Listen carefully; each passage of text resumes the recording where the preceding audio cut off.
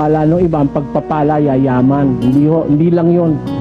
Kahit hindi ka mayaman, tahimik lang ang buhay mo, okay na yun. Mas masarap po yung hindi ka mayaman, tahimik. Ang bahay mo, kubo lang. Tumutulo pag umuulan. Konting tiis mga anak, pag tag-ulan lang naman yan. Namamahay silang tahimik. Wala silang malaking bahay. Pero sila nagkakaunawaan. Masarap yung kaysa sa nakatira ka sa palasyo.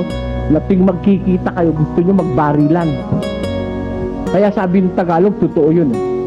Mabuti pa ang kubong nakatira tao kaysa sa palasyong ang nakatiray kwago. Diyan, meron akong alam na palasyo, maraming kwago. Sa Bandarya. Kaya sabi ko nga, sa isang pamilya, pagka nanatili yung sinasabi ng Biblia, sabi, ang pagpapala ng Panginoon nasa tahanan ng matuwid.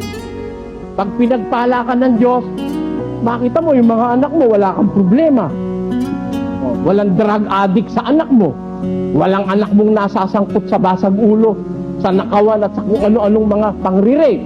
Wala. Yung pagpapala ng Diyos, kahit mahirap ka lang sa buhay, tahimik kang namumuhay. Ang anak mo, hindi mo problema. Ang misis mo, hindi mo problema. Hindi ka naman problema ng misis mo. Hindi ka naman problema ng mga anak mo. Walang lasenggo sa inyo. Hindi pa pagkaganda-gandang buhay nun.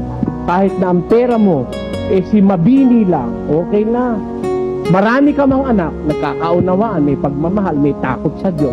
Sabi ng Diyos, pagpapalain niya, wala kang problema. Magkasakit man, sakit na palagnat-lagnat, sakit ng ngipin, sakit ng ulo. Yan. Pinagpapala ka ng Diyos . Pag ang Diyos ang nagpala, wala kang kulang .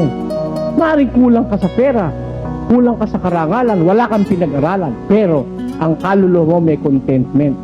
Meron kang kasiyahan.